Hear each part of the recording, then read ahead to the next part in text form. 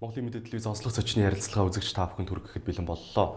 Өнөөдөр нийслэлийн засаг даргын тэг нэг тод захирамж гарч нийслэл Улаанбаатар хотын 2020 оныг нэг хот нэг стандарт зорилтот жил болгон зарласан. За бид үүнтэй холбоотой дэлгэрэнгүй мэдээллийг авахар студидтэй нийслэлийн засаг даргын тамгын газрын дарга Р.Батрагчааг урьж ирүүлээд байна. Сайн байна уу? Өдрийн мэнд хүргэе танд. Өдрийн мэнд хүргэе.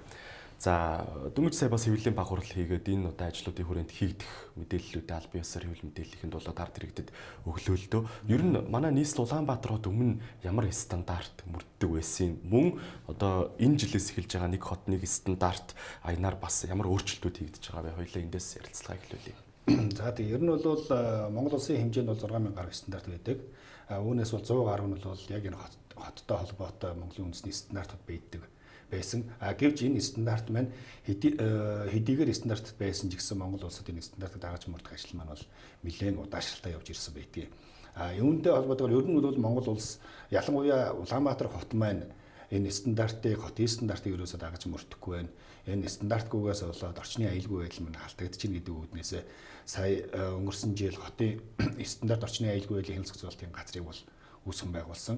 Энэхүү байгууллага байгуулагдсанаас хойш энэ бол хотын стандартын талаар бол нэлээд ахис гарч эхэлсэн гэж бид үзэж байгаа. Энэ үүднээсээ тэр Улаанбаатар хотынхаа иргэдийн аюулгүй байдлыг хангах үүднээс 2020 оны нэг хот нэг стандарт гэсэн зорилт жил болгоно зарласан байгаад байгаа. Өнгөрсөн 19 оны хувьд бол бид нар бас яг энэ хотын стандарттай холбоотой хэд хэдэн ажлыг хийсэн. Энэ юу вэ гэхээр Urban City стандарт гэсэн ийм олон улсын стандарт байдаг, орчны аюулгүй байдлын стандарт. Үүнээсээ салбарлаад маш олон стандартууд гарч ирнэ. Одоо 20 онд гэхэд бид нар бол 22 стандартыг бол бий болгоод Улаанбаатар хотод хэрэгжүүлэхээр төлөвлөөд ажиллаж байна. Энэ орчны аюулгүй байдлын стандарт, энэ олон улсын стандартын дагуу бид ямар зүйлүүдийг хэрэгжүүлэх гээд байна гэхээр ер нь бол энэ гадаа гудамжинд байгаа барилга байгууламжийг баригдаж байгаа энэ аюулгүй байдал сүүлийн үед бол ерөөсөө хяналтаа алдагдсан, хяналтгүй болсон, ямар нэгэн зохион байгуулалтгүй болсон. Энээс болоод иргэдийн амь нас, эрүүл мэндэд эд хөрөнгөнд нь хүрэх учруулах ийм асуудлууд явагдаад ирсэн. Энэ байдлыг нь бол тасан зохицлох бол зайлшгүй арга хэмжээ бол нэгц энэний дагуу бол орчны аюулгүй байдлын стандарт олон улсын стандартыг гаргасан мөн гудамж одоо энэ хашаа хайстай холбоотойгоор бас тодорхой хэмжээний стандарт бас олон улсын стандарт байдаг. Энэ өөрөө UCAS 000102 2019 гэсэн стандарт байдаг. Энэ стандартыг хүртэл бас Монголдо оруулж ирж. Ер нь бол энэ хашаа хайс маань ямар байх ёстой гэдэг талаасаа бид нар энэ стандартыг бий болоод энэний дагуу сая өнгөрсөн жил бол нийслэлийн иргэдийн төлөөлөгчдийн хурлаар бид иргэдийн төлөөлөгчдийн хурлаараа бид энэ хашаа хайсны журмыгаа баталж бүр гаргасан. Энийг мань одоо дагаж хэрэгжүүлэх ажил маань бас орж эхэлж байна. Бас 3 дахь нэг том стандарт болохоор гадны орчны тогтчлолтын стандарт гэдэг. Энэ маань өөрөө юудуу чиглэж байна гэхээр ихэнх талдаа хүүхдийн аюулгүй байдал байдаг. Ялангуяа хүүхдийн тоглоомын талбайны стандарт бол алдагдсанаас болоод хүүхэд унаж бэртэх гэх мэтлэн хүүхдийн эрүүл мэнд амь наснаас нь хамгаалах ийм чухал стандартыг бий болгоод энийг одоо хэрэгжүүлэхээр ажиллаж байна. Энэхүү орчны аюулгүй байдал гэсэн Urban City стандарт 000101 2019 гэсэн энэ стандартаас цаашаа маш олон стандартууд бий гарч ирдэг. Энэ стандартыг бид нар ингэж Монгол улсад ингэж нэвтрүүлж орж ирснээр бол энэ маш том дэвшил гэж үзэж байгаа. Энэ одоо жишээлбэл юу гэхээр зам нь ямар стандарттай байх вэ? Замын хажуудах явгууны зам нь ямар стандарттай байх вэ гэдэг. Хэрвээ зам эвдрэл гэмтэл учрах юм бол тэрний хамгаалалт нь ямар стандарттай байх вэ гэдэг. Энэ болгон маань олон улсын стандарттай байгаад идэг. Энэ болгоныг одоо хотод хэрэгжүүлэх асуудал бол маш чухал байгаад байгаа юм л да. Одоо зүгээр энэ онд бид нар хэрэгжүүлэхэд бол 379 байгууллагын энэ барилга барьж байгаа байгууллагын хашаа хайсны стандартын дагуу биш байгаа. Энийг 5 сарын 1 гэхэд энэ 379 энэ баригдаж байгаа барилгуудын хашаа хайсыг өөрчилж ерөөсөө стандартын дагуу баригдах байдлаар хийх. Энэ мэн өөрөө юу вэ гэхээр одоо юун дээр Тэнгис гинүү чатрын урталт баригдаж ирсэн байшингаас барилгын энэ нөгөө тулгуур унаад хүний амнаас хохирч ийсэн. Мөн энэ юуны Төв номын сангийн урталт байшингаас бас тодорхой хэмжээний нөгөө тоос унаад бусдын автомашин эдвэрнгийг гэмтээжсэн. Энэ болгоныг байхгүй болгох, энэ болгоныг стандартын дагуу хамгаалтуудыг яаж хийх үү гэдэг гол энэ ажлыг бол энэ 5 сарын 1-ний дотор бол хийж дуусгах гэсэн төлөвлөгөөтэй яваад байгаа. Мөн 301 хүүхдийн тоглоом ямар ч стандартын бус байгаад байгаа. Энэ чинээс хүүхд унаад бэртүүл яах вэ? Одоо хүүхдийн тоглоомын талбайтай ойролцоо тэр цахилгаан шугамшүүлжээс болоод бас хүүхдийн амь нас эрсдэх асуудал гарч ирсэн. Тэр хүүхдийн тоглоомын талбайтай тэр хөл өмгийн одоо буруу стандартын дагуу байрлуулснаас болоод тэр хөл өмгийн хаалт унаж яаж бас хүүхдийн амь нас эрүүл мэндэд охирлуулж ирсэн. Энэ болгоныг зэгцлэх үүднээс 6 сарын 1-ний дотор бол энэ 301 хүүхдийн тоглоомын талбайг бас шинжилж энийх нь стандартын дагуу бий болгоно гэсэн энэ зорилтуудыг төвшүүлээд явж байна. Энэ мэн өөрөө Улаанбаатар хотын иргэдийн амь нас эрүүл мэндийг бол зайлшгүй хамгаалах гол зорилго нь явж байгаа. Энэ дээр болохоор одоо ганцхан нийслэлийн зүгээс нийслэлийн төр захиргааны байгууллагууд ч гэхгүй аж ахуйн нэгжүүд ч тэр иргэд ч гэсэн энэ маш өргөн оролцоотой оролцоосоо гэж хүсэж байна. Яагаад вэ гэхээр иргэний оролцоо, иргэний хяналт бол зайлшгүй чухал. Энэ эднэрийн нэргэдийн оролцоотойгоор бид энэ ажлаа маш амжилттай хийж гүйцэтгэнэ гэсэн төлөвлөгөөтэй байгаа. Ер нь бол энэ орчны аюулгүй байдалтай холбоотойгоор бид нэр 2020-2024 оны стратеги төлөвлөгөө гаргаад орчны хотын стандарт орчны аюулгүй байдлын хяналт зохицуулалтын газар маань тийм төлөвлөгөө гаргаад ажиллаж байгаа. За нийслэл Улаанбаатарт дэрэгдээ яг энэ одоо стандарттай холбоотойгоор хилцтэй болсон шүү дээ. Энэ хилцтэй газартай болсон жил гаруй хугацаа болж байна тий. За өнгөрсөн хугацаанд 1 жилийн хугацаанд яг энэ стандарттай холбоотойгоор ямархуу ажлуудыг хийж хэрэгжүүлсэн бол тэгээ дээрээс нь сүүлийн одоо 1-2 жилийн хугацаанд бид нар стандарт гэдэг энэ үгийг их ашиглах болсон байна. Одоо ингээд бодоход бол бидний ер нь хийж байгаа энэ Улаанбаатарт байгаа энэ ялангуяа гадаа орчны тогтчлолтой холбоотой ингээд зүйлүүдийг харахаар бас яг нэг юм тим стандарттай даа гэд манай Улаанбаатарт хэлэх тийм одоо боломжгүй юм байдал дотор бодогдчихлаа л да. Тэгэхээр үүнийг хангуулах үүднээс бас ямархуу ажлуудыг хийж хэрэгжүүлсэн бол. За өнгөрсөн 1 жилийн хотын стандарт орчны аюулгүй байдлын хяналт зохицуулалтын газар байгуулагдсанаас хойш бидэд бас нэг 2-3 төвшөлтэй ажил явагдсан. За бид нар энэ стандарттай боловсруулсныгаа тооцоод нэгдүгээр нь юу вэ гэхээр өөдлөх айл үүднээсээ гэдэг яг тэрүүгээр бид нар бүх байгууллагуудын хаягжилтын асуудал дээр нэг стандарттай болгосон. Энэ нь юу вэ гэхээр одоо манай нийслэлийн засаг дарганы хамгийн газрын үүдээр ороход стандартын дагуу хаягжилтаа хийгээд явсан. Өөр бусад байгууллагуудын үүдээр ороход хүртэл бүх хаягжилт бол стандартын дагуу нэгдүгээр хийгдсэн. Хоёрдугаарт нь сая оны өмнөхөн манай Улаанбаатарын зарчийн ажлын албан маань хот тогтчлол ногоон байгууламжаар олон улсын стандарт хангасан тийм гэрчлэгээ авсан. Энэ мэн өөрөө том төвшөлттэй. Энэ нь юу вэ гэхээр манай зарчийн ажлын албаны хийгдэж байгаа энэ хот тогтчлол ногоон байгууламжийн ажлууд маань өөрөө олон улсын стандарт хүрчээ гэсэн.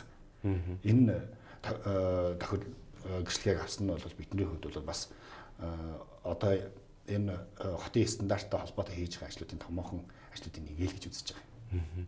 Яг одоо ард иргэдийн хувьд хамгийн чухал асуудал юу вэ гэхээр орчны тогтчлол байна л да. Энэ бол одоо бидний ая тухтай амьдрахаас эхлээд нөгөө эрүүл аюулгүй орчинд байх энэ бүх одоо зүйлүүдийн эхэл болж өгч байна л да. Энэ орчны стандартын тал дээр та бүхний хувьд 2020 онд ямар ажлуудыг хийж хэрэгжүүлэх гэж байна? Энэ ганцхан тогтчлолтой холбоотой бишээр ер нь бол орчны аюулгүй байдлыг хангах үүднээс бол бүх төрлийн ажиллагаа бол хийн. Нин дэргүүнд болохоор одоо энэ ялангуяа энэ гадуур ингээд харахад бол замраагүй хашаанууд байгаад байгаа. Энэ хашаануудыг ерөөхдөө цэцлэх ёстой. Энэ мэн өөрөө тодорхой стандарт. Одоо жишээлбэл нэг тодорхой газар эзэмшээд энэ нэг байшин объект байшин барилга бариад үйлчлэгийн газар хэлэхдээ бараг вант улс шиг хашаахаас барьждаг. Ийм байдлыг бол таслан зогсоох ёстой. Энэ мэн өөрөө иргэдийн зорчих эрхийг хязгаарласан ийм үйл явдлууд. Ялангуяа энэ хотын төвийн хэсгээр бол энэ ажлуудыг бол зэгцлээ. Ер нь бол өнгөрсөн жилээс эхлээд зэгцлээд эхэлсэн энэ мань өөрөө хашаа хайсны журам гарснаас шалтгаалаад явсан. Энэ мань бас хийгдээд явна. Хоёрдугаарт нь болохоор түрүүн би хэлсэн энэ хүүхдийн тоглоомын талбай 301 хүүхдийн тоглоомын талбайг бол шинжилгээд явах хэрэгтэй гэдэг Гуравдугаарт нь ер нь бол аж ахуй нэгж үйлчлэгээ явуулж байгаа аж ахуй нэгж байгууллагууд маань бас тодорхой хэмжээний өөрийнхөө орчны газрыг бол тогтжуулах үүрэгтэй байдаг хуулиараа. Энэ мэн өөрөө орчны 50 метрийн газрыг бол тогтжуулах үүргийнхэн дагуу энэ үүргийг нь бол хэрэгжүүлээд явна. Хэрвээ тэгээд энэ чинь хариуцлагагүй хайн хандсан байгууллагуудтай бол бас хариуцлагын асуудал юм. Яагаад гэвэл та иргэдийн амьдрах аюулгүй орчныг бий болгох энэ үүднээсээ та бизнесээ чи нийгмийн хариуцлагын үүднээсээ хуулиар хүлээсэн үүргээж биелүүлээд яв гэж хэлжээдэг. Энэ үүргээ биелүүлэхгүй иргэдийн аюулгүй эрүүл ахуй тэр зорчих аюулгүй орчинд нь хэрвээ саад нөлөө үзүүлж байгаа бол бас тодорхой хэмжээгээр хариуцлагын асуудлыг бол ярихаас аргагүй. Ингээд яв. Алтан байгууллагуудад ер нь хэдийн хугацааны өмнө энэ шаардлагыг хүргүүлж байгаа вэ? За хуулиараа бол эн чинь бид өнгөрсөн жилүүд дээр бол бүх алтан байгууллагуудад газар эзэмшиж байгаа алтан байгууллагууд дээр бол энэ шаардлагууд бол хүргүүлсэн. Та нар орчны одоо нэгэсэндээ байгууллагын орчны тогтчлтын асуудлыг бол хариуцах ёстой. Хамгийн багаар удаа цэвэрлэгийн асуудал хариуцах ёстой. Тэр хэдийгээр за манай энэ газар ингээд энэ чи барилга маань ингээд эдэг барилгаас чааших асуудал бол бидэнд хамаагүй гэдэг ойлголт байхгүй. Тэр чинь барилгын ойр орчмынхаа засыг ят цэвэрлээд хажуугаар нь явж байгаа хүнийг халтаж унахгүй байх асуудлыг хүртэл тэр хүмүүс маань хариуцах ёстой. Энэ мэн өөрөө бас тодорхой хэмжээгээр орчны аюулгүй байдлын үйл ажиллагаатай бас уялдаад энэ мэн одоо газар эзэмшиж байгаа тухайн байгууллагуудын өөрсдийнх нь үүрэг хуулиар хүлээсэн үүрэг болоод явж байгаа юм л да.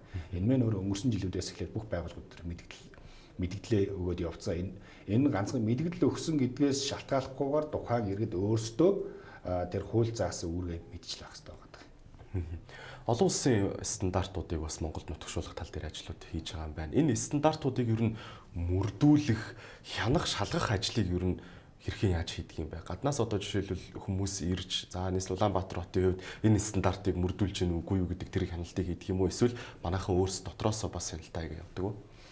За гадаад бол яг нөгөө urban city стандартыг хэрэгжүүлдэг байгууллагууд гадны ихэнх орнууд дээр бол хотын дэд бүтцийн газар гэж тийм агентлаг гэж байдаг. Манай дээр бол хотын стандарт орчны аюулгүй байдлын хяналт зохицуулалтын газар яг энэ үйл ажиллагааг хэрэгжүүлээд явах юм. Энэ байгууллага маань өөрсдөө ерөөсөө энэ хяналтыг хийгээд явна. Ганцхан энэ байгууллага гэлтгүй сая оны өмнөхөн бас бүх нутгийн захиргааны байгууллагууд бүх хороодд бол энэ дүүрэг хороодд бол энэ үүрэг даалгаврыг өгсөн. Энэ нь юу вэ гэхээр энэ орчны аюулгүй байдлын чиглэлээр хяналт тавьж явах хэрэгтэй. Энэтэй холбоотойгоор тодорхой хэмжээний ажлууд хийх хэрэгтэй. Ингэж одоо хэсгийн ахлагч нар энэ хяналтаа тавьж яаж, ажиллаа хийж яаж тодорхой хэмжээний цалин урамшууллаа бол авнаа гэсэн энэ ажлууд маань хийгдээд явж байгаа. Энэ мэн өөрөө өнгөрсөн оны сүүлээр бол засаг даргын захирамжаар бүх нутгийн захиргааны байгууллагууд болон дүүрэг хороод хэсгийн ахлагч нарт бол үүрэг чиглэл өгөөд энэтэй холбоотойгоор бас хэрвээ мэдээж ингээд ажилласаа хийгээд явж байгаа бол тодорхой хэмжээний шагнал урамшуулал яваад гин хэрвээ ажиллаа муу хийж байгаа хүмүүс бол энэ мэдээ шагнал урамшууллыг хүртэхгүй гэсэн тийм болцол уралдаан хүртэл зарлагдаад явж байгаа. Бас яг энэтэй холбоотойгоор ер нь бол бас нийслэлийн нутгийн захиргааны байгууллагууд болон дүүрэг хороодод бол энэ талаар сургалтыг хийсэн. Өнгөрсөн оны 11 сарын дундуур бол 2 өдөр энэ зөвлөгөөнийг хийгээд ер нь бол хотын стандарт ийм байх хэвээр дүүрэг хороодын засаг дарга болон хэсгийн ахлагч нар ингэж ажиллах хэвээр гэсэн бүх үүрэг чиглэл заавар зөвлөмжийг бол өгөөд явж байгаа. Хаягжилтыг нэг стандарттай болгосон. Энэ үр дүн бол одоо бидний нүдэнд ил байна л да. За 2020 оноос хэрэгжүүлж эхэлж байгаа та бүхэн түрүү хэллээ 20 гаруй шинэ стандартуудыг мөрдүүлэхээр ингээд тэгээ 22 шинэ стандартыг мөрдүүлж эхэлж байгаа гэлээ. Энэ үр дүнгууд ер нь хязгаарнаас гарч эхлэх бол. За бүр энэ хотын стандартыг одоо энэ үйл ажиллагаа явахад 2024 он гэхэд бол 100% үр дүнгээ өгсөн байна гэсэн ерөнхий стратеги төлөвлөгөөтэй явж байгаа. 20 оноос болохоор бид нар энэ стандартаа гаргана. Нутгийн захиргааны байгууллагууд болон дүүрэг хорооддоо бол энэ стандартын талаар тайлбар танилцуулга өгнө. Бас хоёрдугаарт нь энэ аж ахуй нэгж байгууллага иргэддээ бас энэ талаар тайлбар танилцуулга бас өгөөд явна. Одоо энэ миний сайн хэлээд байгаа энэ 3 стандарт бол манай Улаанбаатар ЦГ-ын дээр бол байршсан байгаа. Энийг бол үнэ төлбөргөө татаж аваад хэрэгжүүлэхэд аж ахуй нэгжүүд нь бол хэрэгжүүлэх хэрэгтэй. Ард иргэд нь бол энийг татаж ирээд бас нөгөө аж ахуй нэгж тухайн байгууллагуудаас шаардах хэрэгтэй байхгүй. ийм стандарт байж хахад та нар энэ стандартын дагуу үйл ажиллагаагаа явуулаач гэдэг шаардлага хяналтыг тавих нь бол зайлшгүй хэрэгтэй л гэж үзэж байгаа. Одоо сая өнөөдөр шуурхаагаар хотын дарга өөрөг өгсөн. Энэ нь ямар өөрөг вэ гэхээр та бүхэн ингээд гадуур гудамжинд явахад гэрэлтүүлэх маш муу байгаа. Энэ гэрэлтүүлэг яагаад энэ гэрэлтүүлэх муу байгаа юм? Энэ үзэгдэх орчин яагаад муу байгаа юм? Энэ талаар ажлын хэсэг байгуулад энэ дээр иргэдийн оролцоотой, төрийн бүс байгууллагын оролцоотой ажлын хэсэг байгуулад энэ ч хяналт шалгалт хийгээд хэрвээ муу байгаа байгууллага байх юм бол энийг засан сайжруулах бүр боломжгүй байх юм бол энэ чинь ямар хариуцлага тооцох вэ? Энэ дээр хүртэл ажлын хэсгээс ярих гэж байгаа. Хоёрдугаарт нь одоо нийслэлийн 2020 оноос нийслэлийн хөрөнгө оруулалтын ажлууд эхлээд явхад яг энэ хотын урбан сити стандарт гэж байгаа юм л да. Энэ олон улсын стандартын дагуу бүх ашаа хайс бүх бэлтгэл ажлаа хангаагүй байх юм бол энэ байгууллагуудтай одоо нэгсэндээ гэрээ байгуулж ажил өгөхгүй гэсэн гэдэг ажил явж байгаа. Энэ мэн өөрөө эхнээсээ л ерөөсөө нийслэлийн ажлыг тодорхой хэмжээр хэрэгжүүлж байгаа хийж байгаа байгууллагууд бол хотын стандарт эхнээсээ мөрдөд ажиллах ёстой л гэсэн гол нөгөө бодлогоо барьж хариуцлагын тухай яригдчих шүү дээ. Одоо сүүлийн 1 жилийн хугацаанд яг энэ стандартыг мөрдүүлэх тал дээр та бүхний хувьд ажил хийж байна. Энэ хугацаанд хариуцлагагүй ажилласан ч байдаг юм уу? Эсвэл та бүхний тавьж байгаа шаардлагуудыг хүлээж аваагүй ийм компаниуд ер нь хэр олон байна? Үүнд идэв зүтгэлтэй оролцож байгаа тэр байдал нард иргэдийн зүгээс ер нь ямар хөө байна? Ер нь бол аж ахуйн нэгж байгууллагууд маань бас аюул сайн хүлээж авдаг. Яагаад гэвэл энэ чинь ганцхан тэр хүний бизнесийн төлөө биш. Тэр хүний өөрийнх нь болон хүүхдүүдийнх нь ах トゥ хамаатан садных нь аюулгүй орчныхын төлөө энэ хийгдэж байгаа болохоор тэдэнд бол маш сайн хүлээж авдаг. Энэ үүднээсээ бол энэ бүх бэлтгэл ажлуудаа бол хангаж явдаг. Энэ ажил маань бол ялангуяа энэ одоо нэг хот нэг стандарт зорилт жил зарласантай холбогдуулаад бол ерөөсөө гэрээнд нь хүртэл энэ талаар зааж өгöd яг энэ талаар тухайн аж ахуйн нэгжүүдийг бол шахаж шаардж явна гэсэн. Стандартыг сайн хангуулж байгаа, мөрдүүлж байгаа, идэг чармаалттай ажиллаж байгаа аж ахуйн нэгж албан байгууллагууд нийслэлийн зүгээс хөнгөлт урамшуулч юм уу, тиймэрхүү байдлаар одоо дэмжиж ажиллах боломж юу хэрэг байдаг юм бэ? Үнэхээр тэр орчны аюулгүй байдлын талаарх өөрсдийнхөө хийж байгаа ажлыг бол нийслэлийн зүгээс бол дэмжиж ажиллана. Угаасаа мэдээж та үүрэгтэй байх ёстой, хариуцлагатай байх ёстой гэж шаардж байгаа бол та нэгэнд үүрэг хариуцлага хүлээж байгаа бол танд бас эрхийг нь олгоно, бас боломжийг нь олгоно гэсэн ийм бас зарчим бариад явж байгаа. Тэрнээс бол одоо нэгэсэндээ бүх талаараа иргэний хувьд бол эрхээ эдлээд үүргээ хүлээнэ гэж байхгүй гэдэг шиг тэр байгууллага бүгд үүргээ эдэлж яхад бас тодорхой хэмжээний эрх давуу байдлыг нь бол бий болгох нь бол зайлшгүй л гэж үзэж байгаа. За ер нь бол одоо бол орчны аюулгүй байдал ч байдаг юм уу, ингээд ерөнхий нийс Улаанбаатарын гаднах өнгө төрхийн тухай хоёлаа ярьлаа л да. Одоо шинээр батлагдсан байгаа 22 стандартын тухайд бүр одоо юу гэдгийг үйлчилгээний байгууллагууд ч байдаг юм уу, такси ч байдаг юм уу, энэ тал руу чиглэсэн аялал жуулчтай холбоотой ч байдаг юм уу, ийшээ чиглэсэн стандартууд ер нь багтсан байгаа болов. За энэ 22 стандарт маань болохоор яг энэ хотын техникийн шийдлийг яаж шийдэх үү гэдэг байдлаар хийгдэх ёстой стандарт. Энэ маань арай батлагтаагүй байгаа. Бид нар бол энийг одооноос эхлээд боловсруулах шатндаа үе шаттайгаар явах юм. Энэ маань өөрөө нийслэл хотын ер нь техникийн шийдэл нь ямар байх вэ гэдэг нь. Энэ юутай холбоотой такси болон үйлчлэгээний стандарттай холбоотой бол тэр МНС стандартууд байна, Mongolian стандарт маань бүгдөө байдгийг. Энийг маань дагаж мөрдүүлэх талаар бол бид нар тодорхой үе шаттай арга хэмжээг аваад явна. Одоо энэ чинь зарчмын ажлын алба бол тодорхой хэмжээгээр энэ үйлчлэгээний байгууллагууд дээр яг энэ стандартад дагаж мөрдөж гинүү гэдэг дээр хяналт тавиад явна. Энэ маань өөрөө ерөнхий хяналтыг нь болохоор хотын стандарт орчны аюулгүй байдлын хяналт зохицуулалтын газар маань хүртэл хяналтаа тавиад явна. Энд чинь бас мэргэжлийн хяналт ч гэсэн бас энэ байгууллагууд дээр оролцоод явна. Ер нь бол стандартгүй юм гэж бол байхгүй. Харин энэ стандартыг маань хэрэгжүүлэх тал дээр бол хойр ганцнаг бол хойр ганцсан байгаа. Энийг харин яг жинхэнэ бодитоор нь хэрэгжүүлээд хяналт тавиад явах нь бол манай нийслэлчүүдийн ганцхан төрийн захиргааны байгууллага, төрийн байгууллагуудын үүрэгч биш нийслэл иргэн бүрийн бас үүрэг байх ёстой л гэж үзэж байгаа. За баярлалаа танд. Үзэгчтэй нийслэлээс 2020 оныг нэг хот нэг стандарт зорилтот жил болгон зарласан. За энэхүү одоо зорилтот жилийн хүрээнд 1 жилийн хугацаанд хийгдэх ажлуудтай холбоотой мэдээллийг бид нийслэлийн засаг даргын тамгын газар Батрагчаагаас авч та бүхэн мэдээллийг өглөө. Монголын мэдээ телевизийн онцлох зочны ярилцлагад анхаарлаа хандуулсанд баярлалаа.